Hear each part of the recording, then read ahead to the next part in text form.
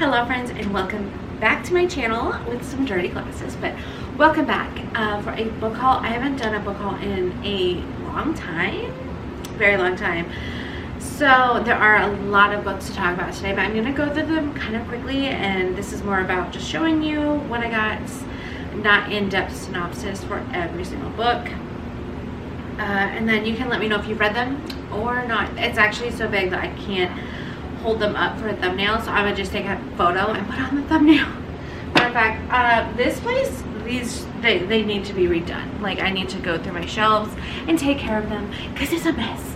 But that's a summer thing now that it's summertime. It is so very popular. As soon as this first book is like the most popular book probably in this whole stack, maybe, actually, I don't know. And that is Fourth Wing. This is by Rebecca Yarros, and I got this beautiful special edition from Target. It was kind of pricey, but like it was worth it, and I keep saying I'm gonna read that, I'm gonna read that. Am I though? Yes. When? I don't know, but people are saying it's, well, people are saying that it was such a beautiful love story and stuff, but it's fantasy. It also has dragons, so like romance and dragons. I want to read it so bad. My friend was like, it's one of my favorite books, up there with ACOTAR and their love story and stuff, so I really want to get to this soon. But my library books, they're like all coming due, and they're coming in at the same time, so I feel like I'm drowning in books. This next one is called The Grief of Others by Lee Hager Cohen, and this one is about family turmoil, secrets inside your family, marriage dynamics, and it just sounded good, right? I got this at a library sale, which is why it still has that thing on it, but I just love sometimes adding to my contemporary collection. And then this one was a surprise, The Familiar by Mark Z. Danielowski, who wrote, what did he write again? Oh yeah, House of Leaves, which I got into and then could not finish, right? And this author is really incredible. Like, the way he writes, it's just weird, like good weird apparently, but I need to try again because it sounds good, it looks good. I don't know, sometimes I get thrown off by all the media stuff. What, Kai? Hey guys, I'm playing super hard mode on Doors myself. Only one player. Whee! Okay, go. Good job, buddy. Hi guys, Jeff the Killer. Alright, Kai, not right now. I'm recording. Go. I'm going upstairs. And now we have a stack of books that were actually gifted to me by this coworker had. It was really nice. She just was moving and didn't want to take all of them. So first one is Red, White, and Royal Blue, which I have already read, but it was a good book. I think I gave it 4. This one is a contemporary / romance, and it is LGBTQ. It was good. I might re-gift this, just, and I wasn't being greedy. She just handed me a bag of books and was like, here, take them, and I was like, okay. So I think I might re-gift this to my friend maybe, but it is in the haul because it was in the book bag. The next one is also very popular. It's by a really popular author, and that is Emily Henry, and this one is People We Meet on Vacation. Emily Henry wrote one of my favorite books last year, which is, well, maybe it wasn't even new last year, but I love it.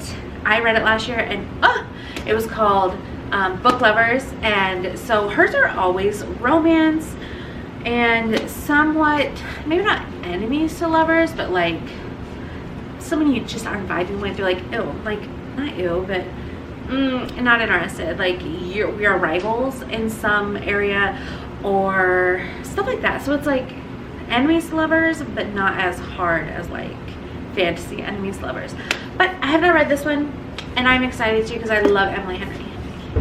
The next book in the stack is Tomorrow and Tomorrow and Tomorrow by Gabrielle Zevin, and this one I don't know much about. I just know it is about friends. Like, they've been friends for a long time, and at some point each one has been in love with each other.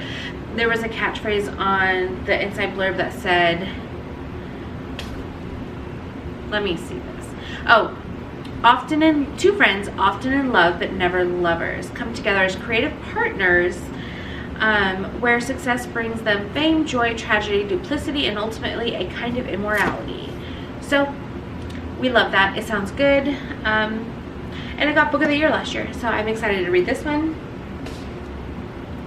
Next up is Malibu Rising by Taylor Jenkins Reid, which I'm sure everyone has heard about, or a lot of people have. Most people know her as the author of Evelyn Hugo, The Seven Husbands of Evelyn Hugo. Also Daisy Jones and the Six, which I know just got its own show or movie or something, I think.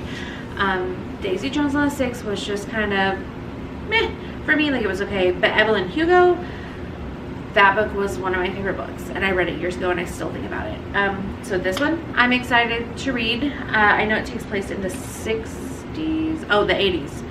And they're having a big party, and basically you're following everyone hour by hour, and I'm sure there's twists and turns, drama, maybe love, sometimes infidelity, I don't know. She just writes, maybe not slice of life, but like real life stories, you know, like this stuff could happen to someone in real life. You know, and I kind of like it because it makes you not feel so bad about maybe some of the messier aspects of your own life. Maybe. All right, next up is The Ex-Hex, and this one is by Erin Sterling, whom I think wrote, oh, she's also Rachel Hawkins. That's interesting. But anyways, I have no idea what this is about, but I heard good things about it. And yeah, let me read you the catchphrase at least.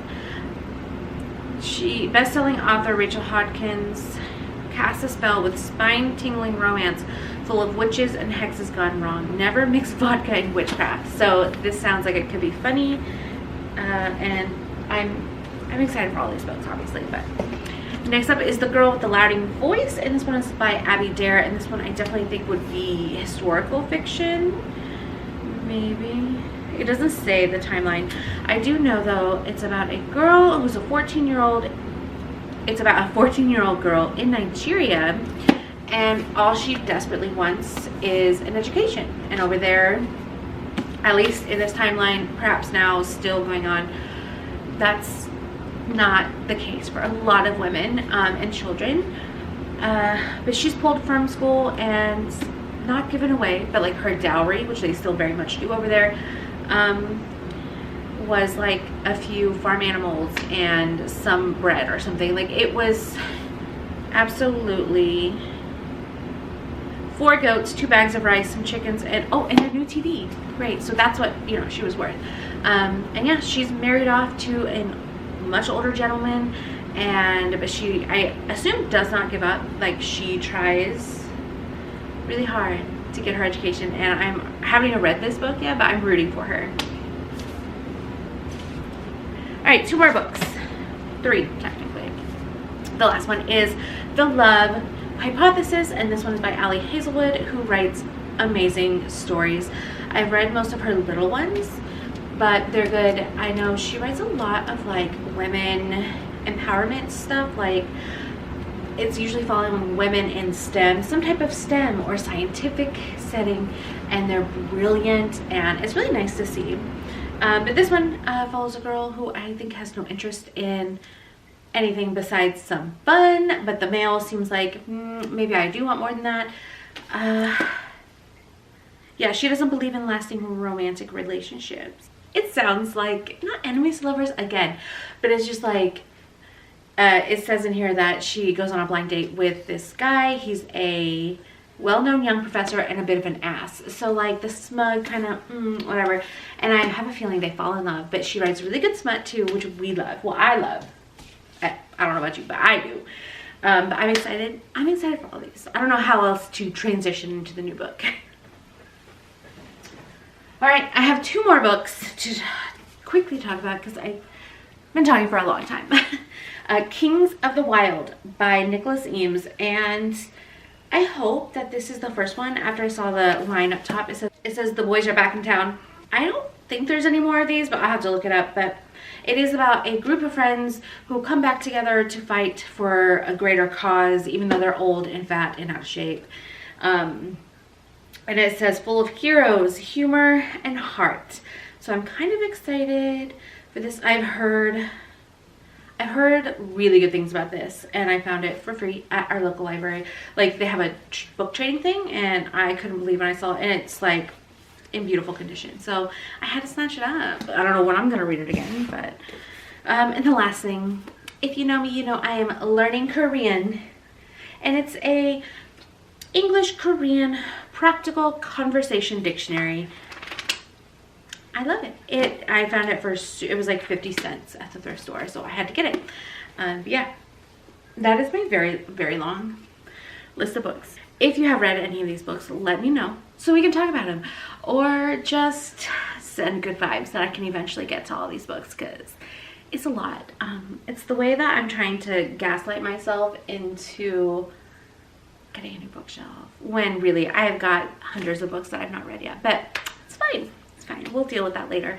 But yeah, I hope you guys enjoy this video, and I will see you guys in my next one soon. I am doing a reading vlog currently, so I hope you guys will come back for it. Okay, thank you guys. Bye.